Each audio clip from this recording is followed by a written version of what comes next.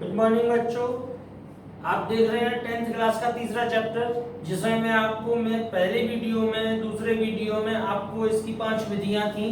5 विधियों में से 3 विधियां मैं आपको पढ़ा चुका हूं, 2 विधियां मैं आज आपको पढ़ाने जा रहा हूं। समझने की कोशिश करिएगा। ये बच्चों विधि है। जो बच्चों ने मेरा चैनल सब्सक्राइब नहीं किया हुआ है, उनमें मेरी पहली दूसरी वीडियो नहीं पहुंची होंगी, तो कृपया करके वो मेरा चैनल सब्सक्राइब कर लें, ताकि उन लोगों के पास मेरी पहली दूसरी वीडियो और मेरी और भी बहुत सारी वीडियोज हैं, मैथमेटिक्स को लेकर, साइंस को लेकर, इंग्लिश को लेकर, बहुत सारी वीडियोज आपको उसी चैनल पर मिल जाएंगी।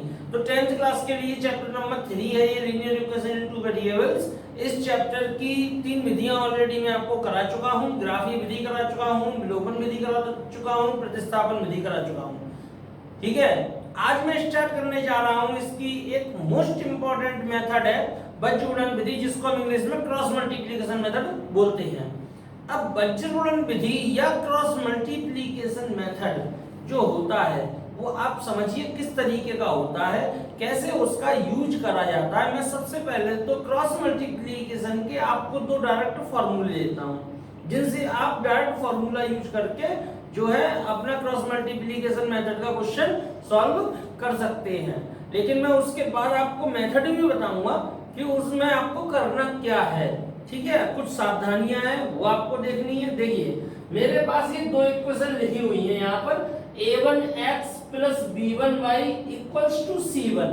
ठीक, number 1, a2x plus b2y equals to c2। Number 2, that is clear. ये 2 इक्वेशन है, a1x plus b1y equals to c1 and a2x plus b2y equals to c2 number 2। ये 2 इक्वेशन है। ध्यान रखने वाली बात एक है, आप एक बात ध्यान रखेंगे कि आपको जो इसमें इक्वेशन में अचर पद दिया होगा, उस अचर पद को आप पहले बराबर के इधर लेते जाएंगे। क्योंकि मैंने अभी यही आपको अचर पद बराबर के इधर ही दिया हुआ है, तो उसमें कुछ करने की जरूरत नहीं है। पर मैं तो आगे जो एग्जांपल कराऊंगा आपको, उसमें कहीं अचर पद इधर होगा तो मैं उसको इधर ट्रांसफर करूंगा। चलिए मैं मेथड बताता हूं आपको। देखिए, कुछ चीजें हैं, एक चीज है वो आपको विशेष याद रखनी है एक टाइप से, b1 b2 c1 c2 a1 a2 और b1 b2, इसकी कम से कम 10 बार बोलकर आप प्रैक्टिस कर रहे हैं। देखिए, मैं बोल रहा हूं b1 b2 c1 c2 a1 a2 b1 b2, मैंने कितनी स्पीड से बोल दिया। ऐसे ही आप इसकी प्रैक्टिस कर लें ताकि आपको ये चीजें याद हो जाए।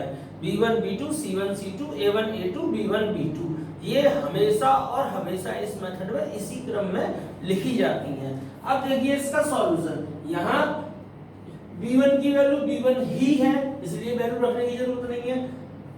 b2 की वैल्यू b2, c1 की वैल्यू c1, c2 की वैल्यू c2, a1 की वैल्यू a1 और a2 की वैल्यू a2, ऐसे ही लिखी हुई है। अब यहाँ क्या करते हैं, x अपॉन, चूंकि मैं इस मेथड का नाम है बज्रगुणन विधि, क्रॉस मल्टीप्लिकेशन मेथड, तो निश्चित है जब नाम क्रॉस मल्टीप्लिकेशन है तो इसमें क्रॉस मल्टीप्लिकेशन होना तय है। तो देखिए, क्रॉस मल्टीप्लिकेशन इसमें कैसे करते हैं, पहले ऊपर वाले का मल्टीप्लाई नीचे वाले में, b1 का मल्टीप्लाई c2 में, तो b1 c2, माइनस साइन अपनी तरफ से लगाते हैं, याद रखिएगा माइनस साइन अपनी तरफ से लगाएंगे। अब इसका मल्टीप्लाई इसके साथ, b2 c1 इक्वल्स लगाएंगे या इक्वल का साइन बाई अपॉन, अब इसका मल्टीप्लाई इसके साथ c1 a2 minus c2 a1, फिर यहां लिखते हैं -1 इक्वल लगाते हैं। याद रखिएगा, यदि आप अचर पद को बराबर के इधर ले रहे हैं, आपको अचर पद, मैं आपको एक ही मेथड बता रहा हूं ताकि आप कंफ्यूज ना हो। आप अचर पद को इधर लेंगे और यहाँ हमेशा -1 लगाएंगे। हो सकता है आपकी बुक में +1 लगा हो, लेकिन उसमें जब +1 लगता है तो अचर पद इधर नहीं होता, वो इधर होता है। अचर पद जब इधर होगा तो यहाँ +1 होगा, और अचर पद को जब आप इधर करके सॉल्व करेंगे तो यहाँ हमेशा और हमेशा -1 आएगा। ठीक है, अब देखिए इसका मल्टीप्लाई इससे क्या हुआ, ये a1 B2, फिर इसका मल्टीप्लाई इससे माइनस A2 B1।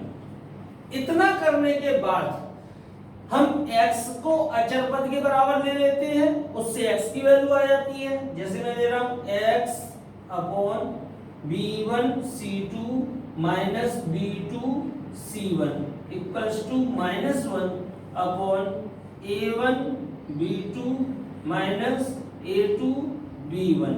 ठीक है, अब x इक्वल्स टू इधर इसका मल्टीप्लाई करने जा रहे हैं, क्रॉस मल्टीप्लाई इधर भी होगा, तो ये चीज तो यही रहेगी, इस चीज को इधर ले जाएंगे क्योंकि हमें x की वैल्यू चाहिए।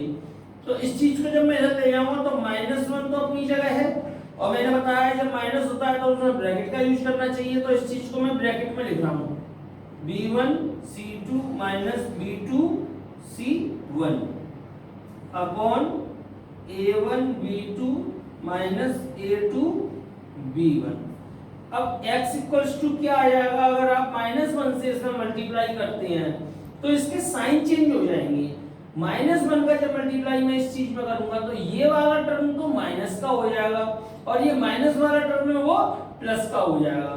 तो मैं प्लस वाला टर्म पहले लिख रहा हूं, देखिए B2 C1, ये माइनस प्लस वाला टर्म हो जाएगा ना माइनस का मल्टीप्लाई करके, वो पहले लिखा हुआ है। अब जो माइनस का मल्टीप्लाई इसमें जब करेंगे तो वो माइनस का हो जाएगा, इसको मैं इधर लिख रहा हूं, ठीक है ना, upon A1 B2 minus A2 B1। ये डायरेक्ट फॉर्मूला निकल के आ गया आपके लिए कि अगर आपसे कोई क्रॉस मल्टीप्लिकेशन मेथड से x की वैल्यू पूछ रहा है तो आप सीधे सीधे, अगर आप याद रख सकते हैं इस फॉर्मूले को, आप अगर इस फॉर्मूले को याद रख सकते हैं तो ये x का फॉर्मूला है, आप सीधे दोनों इक्वेशन से A1 B1 C1 और A2 B2 और C2 की वैल्यू निकालिए। वैल्यू निकालने के बाद इस फॉर्मूले में पुट अप कर दीजिए, आपका सीधा आंसर x की वैल्यू आ जाएगी, आपको ये सब करने की जरूरत नहीं पड़ेगी। लेकिन एक चीज मैं आपको बता दूं, आपको एग्जाम में इसमें इस तरीके से नहीं करना चाहिए, आपको एग्जाम में पूरा ऐसे ही करना चाहिए, डिस्क्रिप्शन में करना चाहिए, शॉर्टकट मेथड यूज नहीं करना चाहिए, ठीक है।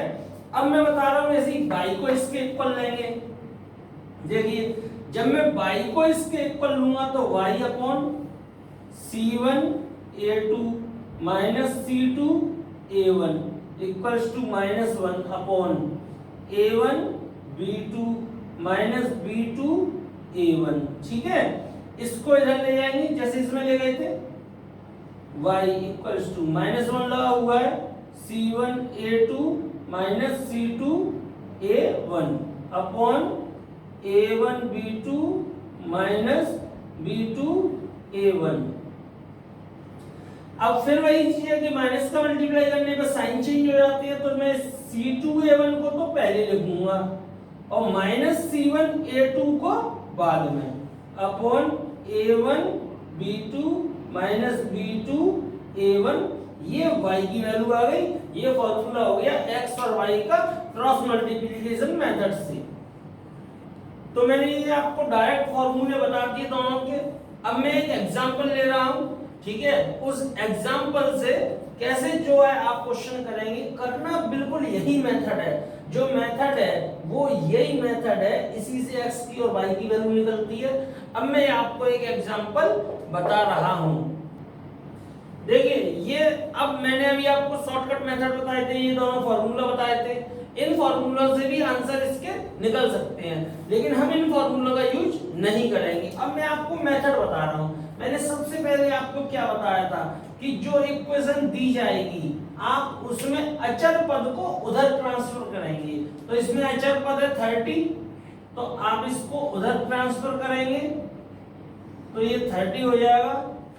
इसमें अचर पद है 33, इसको इधर ट्रांसफर करेंगे तो ये हो जाएगा, दोनों हो गए, इतना समझ गए होंगे आप। अब इसके बाद मैंने बोला B1 B2 C1 C2 A1 A2 and B1 B2, इस तरीके से वैल्यू रखी जाती है।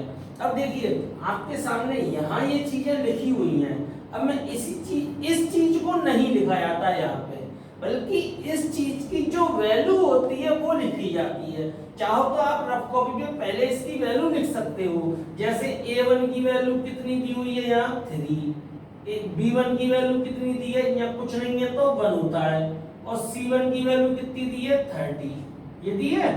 a2 की वैल्यू कितनी दी है 2, b2 की वैल्यू कितनी दी है 5, और c2 की वैल्यू कितनी दी है 33।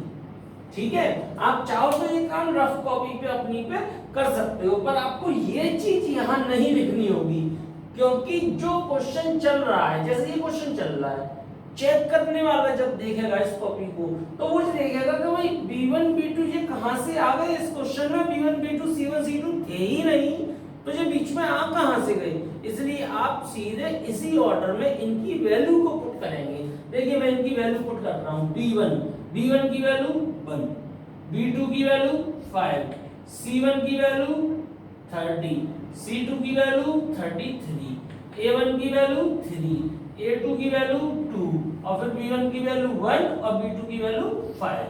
अब तरीका वही है, देखिए अभी तक मैंने बिल्कुल वैसा ही करा है जैसा इस मेथड में इसमें करा था, बिल्कुल वही कर रहा हूं। ये a वगैरह में चल रहा था, ये नंबर में चल रहा है, मेथड वही है, सेम क्वेश्चन है, बिल्कुल सेम तरीके से हो रहा है, आप बस ध्यान से देखते जाइए। अब मैं x अपॉन इसका मल्टीप्लाई इसके साथ, तो 33 का मल्टीप्लाई जब हम 1 में करते हैं तो क्या निकल के आता है 33 माइनस 5 का मल्टीप्लाई 30 में, 5 का मल्टीप्लाई 30 में करेंगे तो कितना आएगा 150 इक्वल्स टू बाई अपॉन 30 का मल्टीप्लाई 2 में 60 माइनस 33 का मल्टीप्लाई 3 में 99 इक्वल्स टू माइनस 1 अपॉन 3 का मल्टीप्लाई 5 में 15 माइनस 2 का मल्टीप्लाई 1 में 2। आप हमेशा ध्यान रखिए पहले मल्टीप्लाई ऊपर से नीचे किया जाता है, फिर नीचे से ऊपर किया जाता है, इस चीज को ध्यान रखिएगा। ठीक है, ये आ गया x अपॉन 33 प्लस के हैं माइनस के 150 हैं, तो माइनस करके कितना बचेगा 117, ये बचेगा माइनस करके, वो भी माइनस का बचेगा, क्योंकि माइनस का नंबर बड़ा है प्लस का नंबर छोटा है, तो साइन हमेशा माइनस का बचता है। y अपॉन ये बचेगा माइनस के 3 और 3 इक्वल्स टू माइनस 1 अपॉन 30। समझ में आ गया होगा इतना। अब वही चीज इतना कर लिया हमने, यहां तक कर चुके हैं हम, मेथड के अकॉर्डिंग यहां तक कर चुके हैं। अब क्या करेंगे, x को अचर पद के बराबर लेंगे, minus 117 equals to minus 1 upon 13। अब देखिए x equals to minus 1 minus के 117 अपॉन 13, तो ये हो जाएगा माइनस 1 से मल्टीप्लाई करके प्लस हो जाएगा 117 अपॉन 13, 13 या 117, जे x की वैल्यू आ गई।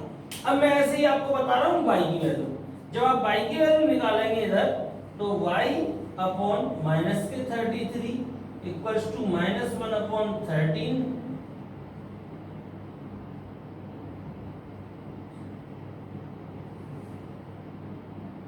y equals to minus 1 minus 33 upon 13, y equals to 33 upon 13, ये आंसर आ गया।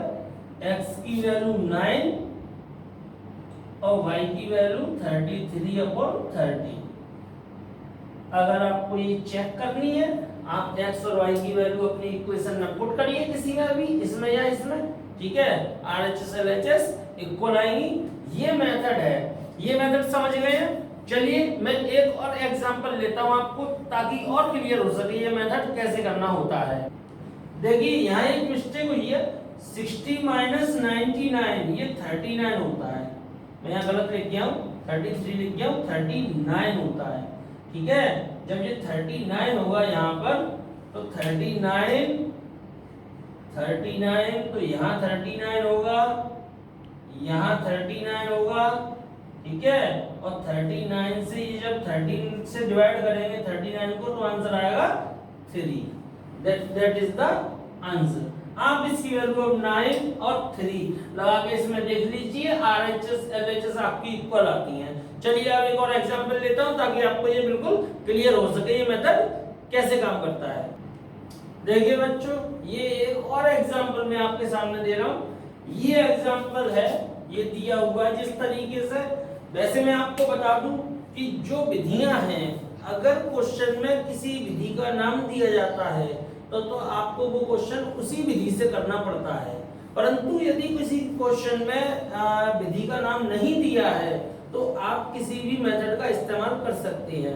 इसके लिए मैं आपको एक चीज बता रहा हूं, यदि कोई क्वेश्चन आपके सामने ऐसी टाइप का आता है जिसमें नंबर की जगह अल्फाबेट दिए जाते हैं, तो उसको करने का आसान तरीका क्रॉस मल्टीप्लिकेशन मेथड ही होता है। मेरी बात समझ में नहीं आई हो तो मैं रिपीट कर रहा हूं कि अगर कोई क्वेश्चन है, सीधा सीधा आपसे कहा जा रहा है कि भाई निम्नलिखित समीकरण युग्म को हल कीजिए। अब उसमें कोई विधि का नाम नहीं है, आप जो मर्जी है उस विधि से कर सकते हो। पर अगर उसमें न्यूमेरिक नंबर नहीं है, अल्फाबेट्स दिए हुए हैं, तो ऐसे क्वेश्चन को हमेशा और हमेशा क्रॉस मल्टीप्लिकेशन मेथड से करना चाहिए। उससे इजी वे में आसानी से आंसर को मिल जाता है। अब देखिए, सबसे पहला काम क्या होता है कि जो इक्वेशन दी होती है उस इक्वेशन को हम अपने अकॉर्डिंग बनाते हैं। It means ax + by + c की फॉर्म में चेंज करते हैं। अब ये इक्वेशन देखिए कैसे दी है। ये इक्वेशन ax + bx + c की फॉर्म में तो नहीं दिख रही मुझे। तो इस इक्वेशन में मैं क्या करने वाला हूं, सबसे पहले मैं इस इक्वेशन में जो करने वाला हूं वो देखिए क्या करने वाला हूं। क्रॉस मल्टीप्लाई करके मैं इक्वेशन को अपने अकॉर्डिंग चेंज कर रहा हूं। bx = ay, ये हुआ। इसको ट्रांसफर करके लेके आऊंगा, bx - ay = 0। कायदे में ये नंबर 1 डलेगा, ठीक है। जो हम ऊपर नंबर 1 डाले हुए थे वो नंबर 1 नहीं डलेगा। मैं यहां तथा लिख दे रहा हूं, तथा। इनको हल करना है, ठीक है। दूसरा है, उसमें कोई चेंज करने की जरूरत है नहीं क्योंकि वो प्रॉपर फॉर्म में दिया हुआ है, तो उसको नंबर 2 ही डले रह देते हैं। तो सबसे जो महत्वपूर्ण कार्य है कि अगर इक्वेशन डिस्टर्ब दी हुई है तो उस इक्वेशन को हम अपने अकॉर्डिंग चेंज कर लें, उसको स्टैंडर्ड फॉर्म में लेके आए, तभी ये मेथड काम करते हैं, अन्यथा ये मेथड कोई काम नहीं करेंगे। अब देखिए, आपसे मैंने कहा आप रफ कॉपी का इस्तेमाल कर सकते हैं। रफ कॉपी में पहले a1 की वैल्यू लिख लीजिए। a1 की वैल्यू कितनी दी है आपको, b, x का गुणांक b है ना, a1। और b1 की वैल्यू कितनी दी हुई है आपको, माइनस का a, चिन्ह सहित रहती है, ध्यान रखिएगा हमेशा। और c1 की वैल्यू कितनी दी है, कुछ नहीं है ना, 0। a2 की वैल्यू कितनी दी है, a। b2 की वैल्यू कितनी दी है, b। और c2 की वैल्यू कितनी दी है, a² + b²। जी आपने रफ कॉपी पे लिख लिया। अब लिखते क्या है, b1 b2 c1 c2 a1 a2 b1 और b2। Once again b1 b2 c1 c2 a1 a2 और b1 b2। समझ में आ गया होगा, ठीक है। मैं उसी फॉर्म में इसको अब लिख रहा हूं। देखिए, b1 माने -a, b2 माने b, c1 माने 0, c2 माने a² + b²। फिर a1 माने b, a2 माने a, और लास्ट में फिर b1 और b2। ये हो गया। मेथड वही है, कोई चेंज नहीं है। अब मैं करने जा रहा हूं x/, इसका मल्टीप्लाई इससे, हमेशा ऊपर वाले का मल्टीप्लाई नीचे वाले में करते हैं। -a ब्रैकेट, मैंने बताया माइनस आए तो ब्रैकेट का इस्तेमाल करें। माइनस b का मल्टीप्लाई 0 में = y/, इन दोनों का multiply 0 × a -b a² + b² = इन दोनों का multiply -1/b² a into minus a, ठीक है। यहां लिया आपने x अपॉन माइनस a का मल्टीप्लाई मत करिए, छोड़िए, minus a square plus b square, इसको लास्ट तक सॉल्व करते जाइए, फिर देखते हैं कि हमें मल्टीप्लाई करना है कि नहीं करना है। मैंने ऐसे ही छोड़ दिया, ये 0 हो जाएगा, खत्म हो गया इसका काम। बाई अपॉन माइनस b, ये हो गया a square plus b square equals to minus a upon b square, minus minus का मल्टीप्लाई प्लस का a। ये कर दिया आपने। इसके बाद आप लेंगे वही चीज, x अपॉन माइनस a कोष्टक में a square plus b square equals to minus 1 upon, इसको b square plus a square को आप a square plus b square भी लिख सकते हैं, ठीक है। अब देखिए a square plus b square, a square plus b square, ये कट गए दोनों। इसीलिए मैं कह रहा था कि कैलकुलेशन इसको लास्ट तक लेके आते हैं, ताकि हो सकता है कहीं कोई चीज कट सके। अब ये रह गया x upon minus a equals to minus 1, x equals to, जब माइनस a का मल्टीप्लाई माइनस 1 में होगा तो माइनस माइनस प्लस हो जाएगा और ये आ जाएगी वैल्यू a, ये x की वैल्यू आ गई। अब मैं y की वैल्यू इसी प्रकार निकाल रहा हूं, y upon minus b a square plus b square equals to minus 1 upon, इसको भी ऐसे लिख ले रहा हूं, a square plus b square, ये दोनों कट गए, y upon minus b equals to minus 1, minus b का मल्टीप्लाई माइनस 1 में करेंगे तो आपको मिलेगा b। इट मींस आपका जो आंसर हुआ वो आंसर हुआ x equals to a and y equals to b, ये आपका आंसर हो गया। अगर आपको चेक करना है, आप x की जगह a और y की जगह b किसी भी इक्वेशन में लगा लीजिए, सॉल्व कर लीजिए, RHS और LHS इक्वल आएंगी। तो मुझे लगता है ये मेथड आपको प्रॉपर तरीके से समझ में आ गया होगा, ठीक है। इस चैप्टर में इसके अतिरिक्त कुछ और विशेष टाइप के क्वेश्चंस हैं, वो वीडियो में बताना पॉसिबल नहीं है, इसलिए जो चीज बताना पॉसिबल थी वो मैं आपको ऑलमोस्ट बता चुका हूं। इस चैप्टर की ये विधियां कंप्लीट हो चुकी हैं, इसकी प्रैक्टिस करें। आप एक्सरसाइज 1 के क्वेश्चन भी इस मेथड से कर सकते हैं, एक्सरसाइज 2 के क्वेश्चन भी इस मेथड से कर सकते हैं। आप किसी भी एक्सरसाइज का कोई सा भी क्वेश्चन किसी भी मेथड से कर सकते हैं। तो प्रैक्टिस करिए, प्रैक्टिस करते रहिए इन क्वेश्चंस की, जितनी ज्यादा प्रैक्टिस कर लेंगे उतना ज्यादा अच्छा सीखेंगे, ठीक है। अब मेरे नेक्स्ट वीडियो में आप नेक्स्ट चैप्टर देखेंगे, तब तक के लिए ध्यान रखिए अपना, मेरे चैनल को सब्सक्राइब कर लीजिए, बेल आइकन दबाना ना भूलिए। Thank you, good bye.